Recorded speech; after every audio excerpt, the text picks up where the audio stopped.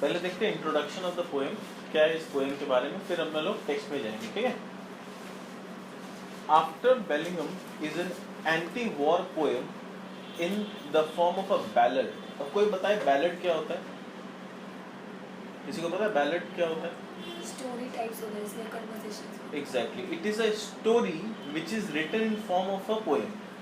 किसी कहानी को पोएम के भाषा में लिखेंगे तो वो बैलेड कहलाएगा, ठीक है। किसी का वीर गति का बात लिख रहे हैं, किसी का, जैसे कि बिगेस्ट बैलेड अगर मैं बात करूं तो Mahabharata is the biggest ballad ever written, ठीक है। वो महाभारत को तो लोग असली में पढ़ेगा तो पूरा पोएम के फॉर्म में लिखा हुआ, इतना बड़ा महाभारत जो है पूरा पोएम के फॉर्म में, तो it is the biggest ballad. तो after Blenheim is an anti war poem in form of a ballad, a poem that tells a story. Ballad किसको बोलते हैं? एक ऐसा पोएम जो कि स्टोरी बयान करता है। It was published in 1798. It centers on the most famous battle in the war of Spanish succession. Spain में एक बहुत बड़ा युद्ध हुआ था, उसके बारे में यहाँ पर चर्चा किया गया। बेलिनम is the name of a German village on the left bank of the river Danube. River का लेफ्ट बैंक में एक गांव था जिसका नाम था ब्लेनहेम, और उसी के बारे में ये पोएम है। यानी ये पोएम किसी इंसान के बारे में नहीं है, ये पोएम एक गांव के बारे में। The poem is set at the site of the battle of Blenheim with the question of small children about a skull one of them has found. अब ये पोएम में क्या हम लोग देखेंगे कि ये बैटल के आसपास का सिनेरियो को एक्सप्लेन कर रहा है, और कुछ बच्चे लोग वहां पर चलते चलते उनको एक स्कल मिला, किसी आदमी का खोपड़ी, ठीक है। Children found a skull one of them has found, और उसी के बारे में यहाँ पर लिखा गया है। And old man tells to small children of burned homes, civilian casualties and rotting corpse while repeatedly calling it a famous victory. अब यहाँ पर बता रहा है कि वो जो ओल्ड मैन था जो बता रहा था बच्चों को, वो बच्चों को कैसे बता रहा है कि, और वो बच्चे कौन थे? उनका खुद का घर जल चुका है, उन बच्चों का घर जल चुका है, उनके पास रहने के लिए जगह नहीं है। सिविलियन कैजुअलिटीज बोल रहा है, ऐसे ही कैजुअलिटी है। कैजुअलिटी किसको बोलते हैं?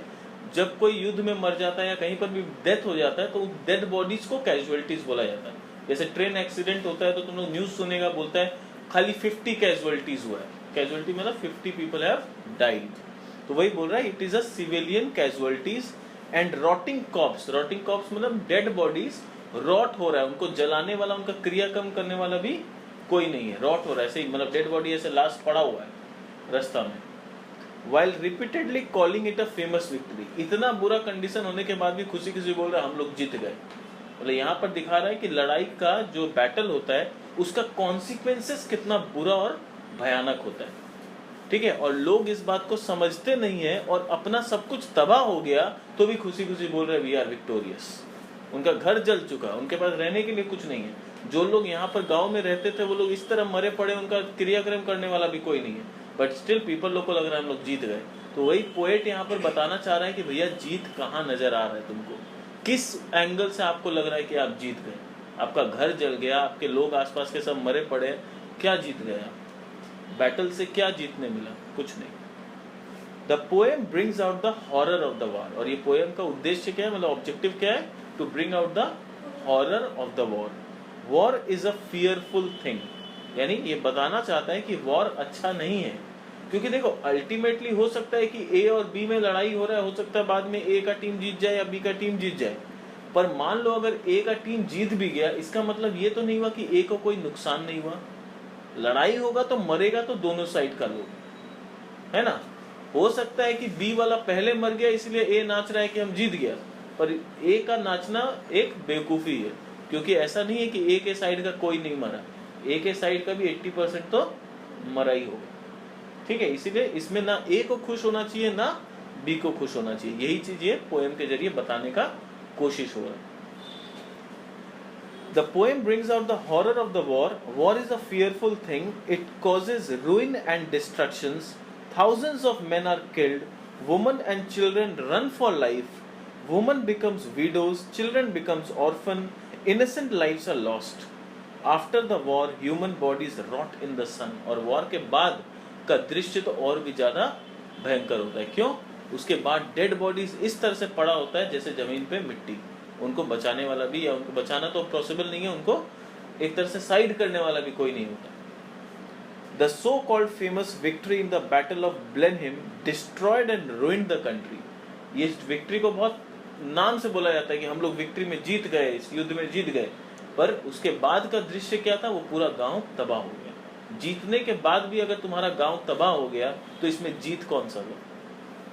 तुम बोल रहे हो हम जीत गए और उसके बाद तुम्हारा सब कुछ तबाह हो गया, तो कौन सा जीत हुआ? क्या हम इसको जीत बोल सकते हैं?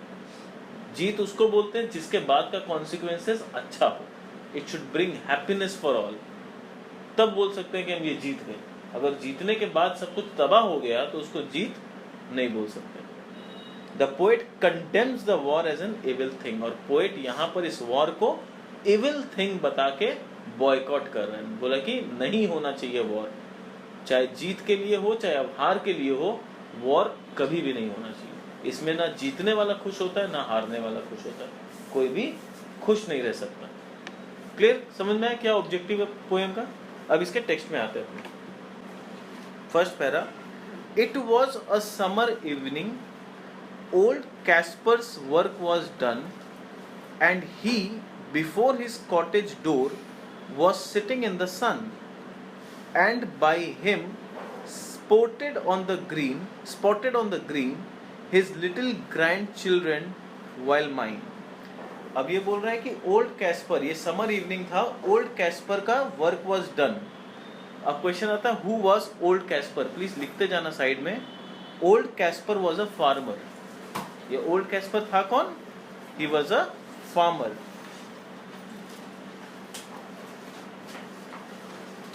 तो it was a summer evening, old Kaspar's work was done, and he before his cottage door was sitting in the sun, और वो अपने कॉटेज डोर के बाहर में आराम से इवनिंग के समय सन के नीचे बैठा हुआ था। यानी हम लोग इसको कैसे एनालाइज कर सकते हैं? वो एक फार्मर था, सुबह से काम करने के बाद शाम को थक चुका था, थक हार के अब वो घर के बाहर आके शाम के समय रेस्ट कर रहा था। And by him spotted on the green his little grandchildren were mine, और फिर वो गेट के बाहर जब बैठा हुआ था तो उसके सामने उसके ग्रैंड चिल्ड्रन जो थे वो खेल रहे थे।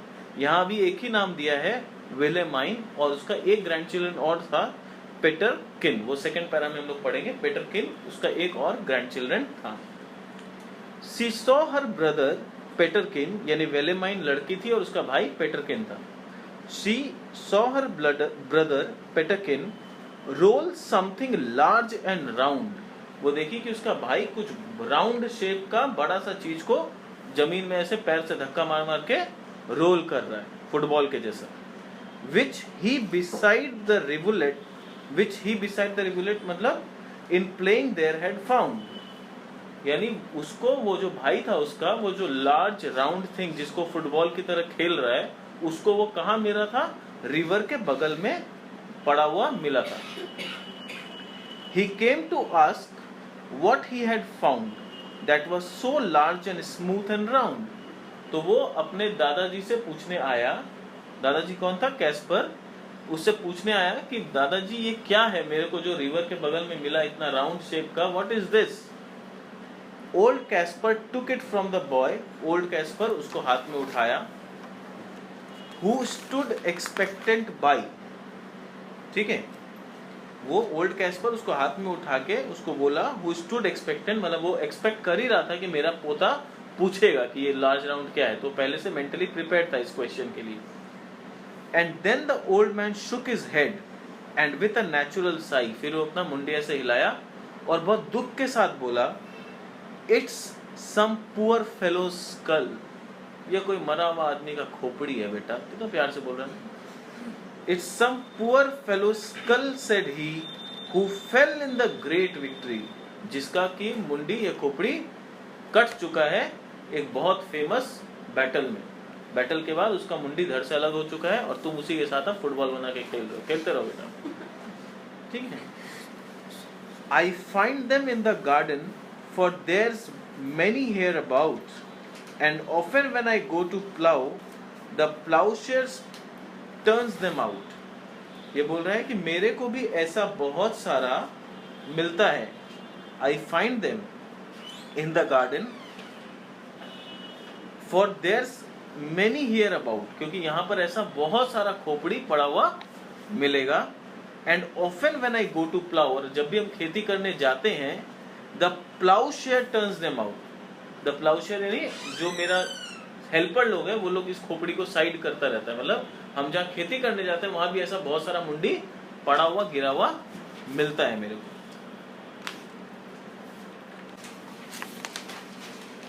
For many thousand men, said he, were slain in that great victory. अब वो ग्रेट विक्ट्री का कहानी बता रहा है कि वो जो कहानी हुआ था, जो युद्ध हुआ था जिसमें हम लोग जीते थे, उसमें हजारों आदमी लोग का सर कलम कर दिया गया था. उसी लोग का मुंडी को अब हम लोग फुटबॉल की तरह यूज कर रहे हैं. Now tell us what it was all about, young Peterkin he cries. अब ये बोल रहा है, अब पीटरकिन बोल रहा है कि अब मेरे को बताइए कि वो युद्ध क्या था. What was that war all about, explain me. And little Wilhelmine looks up with wondering waiting eyes. और वो जो उसकी बहन थी वो एकदम वंडरिंग वेटिंग आईज के साथ वेट कर रही है कि उसके दादाजी कुछ अच्छा कहानी सुनाएंगे. देखो जितना कैजुअली उसके दादाजी एक्सप्लेन कर रहे हैं उतना ही कैजुअली बच्चा लोग भी ले रहे हैं. और कोई कहानी होगा, मजा आएगा सुन के. ठीक है, उन लोग को ये बैटल वाला जो है कहानी के जैसे लग रहा है, एंटरटेनमेंट. वो लोग ये गहराई को महसूस नहीं कर पा रहे कि उसमें हजारों, जिसका दादाजी जो इतना आसानी से बोल दिया, हजारों लोग का सर कलम हुआ था, वो लोग का फैमिली पूरा डिस्ट्रॉय हो गया होगा, इसका किसी को एहसास नहीं है. कितना घर जला होगा इसका किसी को एहसास नहीं है. कितना कैजुअली ये लोग इस चीज को बोल रहे हैं. And now tell us all about the war and what they fought each other for. और वो बोली कि अब मेरे को पूरा वॉर के बारे में बताइए और ये भी बताइए कि लड़ाई आखिर किस लिए था. Why was that a fight. ये फाइट जो युद्ध हुआ था आखिर what was the reason behind the fight. किसको क्या मिला इस लड़ाई से. It was the English, Kaspar cried, who put the French to rout. वो बोल रहा है कि इंग्लिश का जो सोल्जर लोग था वो लोग आके फ्रेंच पे अटैक किया था. But what they fought each other for I could not well make out. बोला पर लड़ाई किस लिए था मेरे को भी नहीं पता. Just imagine the situation. ये लोग इतना खुश हो रहा है कि हम लोग जीत गए, हजारों आदमी ने अपनी कुर्बानी दी, पर लड़ाई किस लिए था वो किसी को नहीं पता. मतलब टाइम पास चल रहा था. उसका दादा खुद बोल रहा है कि I could not make out what was the battle for. यानी ये बैटल था किस लिए वो तो मुझे भी नहीं पता. यानी बिना वजह के लड़ाई हुआ, हजारों आदमी मर गए, हजारों घर तबाह हो गया, पूरा फैमिली डिस्ट्रॉय हो गया, और उसके पीछे का रीजन भी किसी को नहीं पता. ठीक है. But everybody said, quoth he, it was a famous victory. बोला कि मुझे नहीं पता लड़ाई क्यों हुआ था, बस सबको यही बोले कि it was a famous victory. इतना ही मेरे को पता है. मतलब विक्ट्री जो था बहुत पॉपुलर था, बहुत अच्छा लड़ाई हुआ था, हम लोग बहुत अच्छा मैच जीते. किस लिए हुआ था ये नहीं पता. मतलब क्रिकेट मैच भी होता तो पता होता है कि वर्ल्ड कप खेल रहे हैं कि सीरीज खेल रहे हैं. यहाँ तो ये लोग लड़ाई कर रहा था तो भी नहीं पता था कि कर क्यों रहे हैं. छक्का गिन रहा था, खाली गिन रहा था कितना आउट हुआ, कितना हजारों मुंडी कटा. My father lived in Blenheim then. बोला मेरे पापा भी उसी गांव में रहते थे. बड़ी शान की बात है, पापा भी मर गए होंगे. Yon little stream hard by. बोला मेरा पापा, my father lived in Blenheim then, yon little stream hard by. Yon little stream hard by का मतलब ये बोल रहा है my father used to live there. वो बोल रहा है कि my father used to live at Blenheim close to the little stream nearby. उसका पापा भी वहीं रहता था, आसपास वो जो नदी बहता था उसी के बगल में. Yon little stream hard by. Little stream मतलब वहां से एक पानी का नदी बहता था, उसी के बगल में गांव में मेरे पापा रहते थे. They burnt his dwelling to the ground. मेरे पापा का घर इन लोगों ने जला दिया था. मजा आ गया. ठीक है. And he was forced to fly. और मेरे पापा को मजबूरन अपना घर छोड़ के भागना पड़ा. So with his wife and child he fled. इसीलिए मेरे पापा अपनी वाइफ और बच्चे यानी मेरे साथ भाग गए वहां से। Nor had he where to rest his head, और उनको ये नहीं पता, जब वो भागे तो उनको ये भी नहीं पता था कि वो अपना सर कहाँ छुपाएंगे। सर छुपाएंगे मतलब कोई ड्वेलिंग प्लेस और नहीं था उनके पास।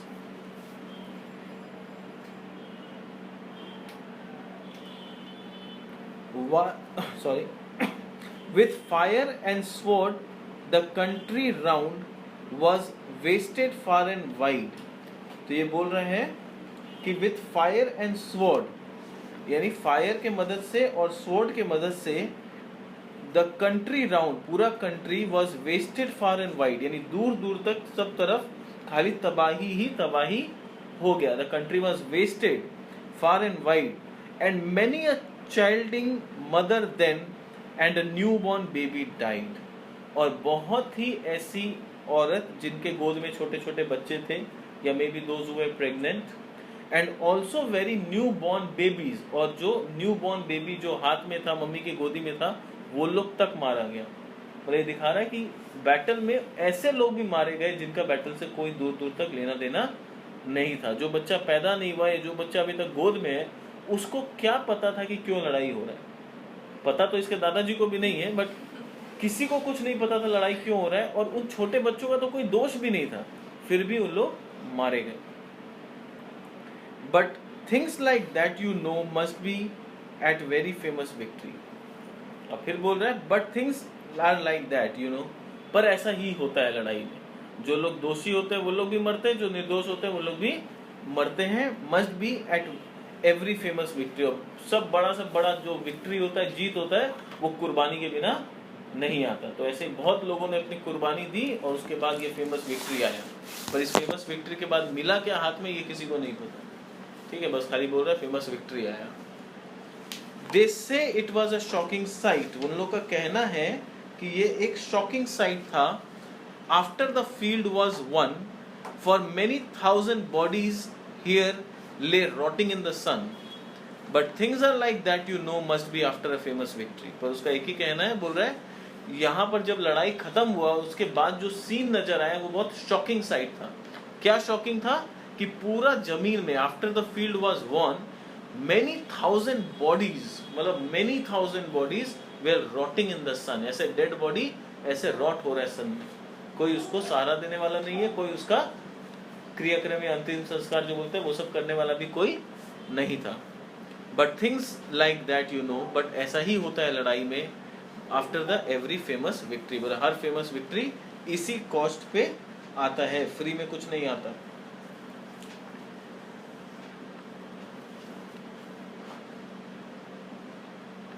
देखो यहाँ, ठीक है, यहाँ एक बहुत अच्छा क्वेश्चन है कि इसको बार बार एक फेमस विक्ट्री क्यों बोला जा रहा है, जबकि इससे डिवास्टेशन के अलावा और कुछ नहीं हुआ। ये हम लोग सब देख पा रहे हैं कि इसमें खाली सब कुछ तबाह हुआ, तो फिर भी इसको फेमस विक्ट्री क्यों बोला जा रहा है।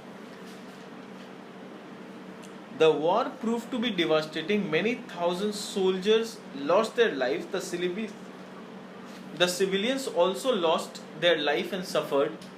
There was destruction of property. Many people became homeless and they ran for the safe refuge. Still it came to be called as a famous victory. This was because people glorify war।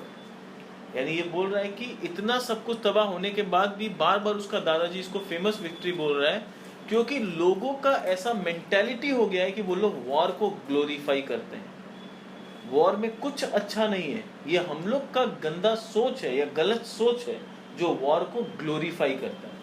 और जो war को glorify करने से क्या होता है, हम लोग को लगता है ये अच्छा चीज है। कोई भी चीज देखो जब ग्लोरीफाई होता है, जैसे एडवर्टीजमेंट ही ले लो, कमर्शियल वर्ल्ड में क्या होता है, बहुत सारा चीज, मान लो कोल्ड ड्रिंक का example, it is not good for health, हम लोग को सबको पता है, बट क्योंकि इन सब का एडवर्टीजमेंट इतना ग्लोरीफाई करके दिखाया जाता है, हम लोग फिर भी उसको जानते हुए भी इसको पीना पसंद करते हैं। ठीक है, या फिर बहुत लोग जान भी नहीं पाते हैं कि इसमें क्या बुराई है, क्यों, क्योंकि जानबूझ के इसको ग्लोरीफाई किया जाता है। तो उसी तरह से ये बोल रहा है सोसाइटी में झूठे मूठे वॉर को ग्लोरीफाई किया जाता है, और इसीलिए लोग सब कुछ तबाह होने के बाद भी बोलते हैं it was a famous victory, and that is wrong thing. War को कभी ग्लोरीफाई नहीं करना चाहिए, ठीक है, और वॉर कभी भी नहीं होना चाहिए। जहां तक कोशिश करो टू अवॉइड द वॉर, मतलब ये हमेशा this should be the rule कि हम लोग जहां तक हो सके हम लोग को वॉर को रोकने का कोशिश करना चाहिए, ठीक है।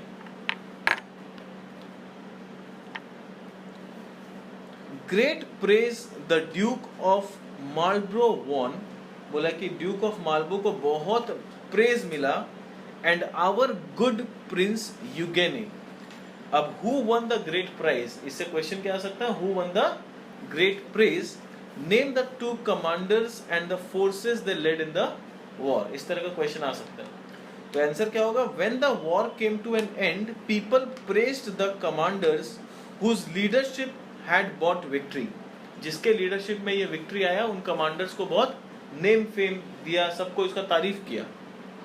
इन the war the Duke of Marlborough commanded the English forces, the Austrian forces were led by Prince Eugene।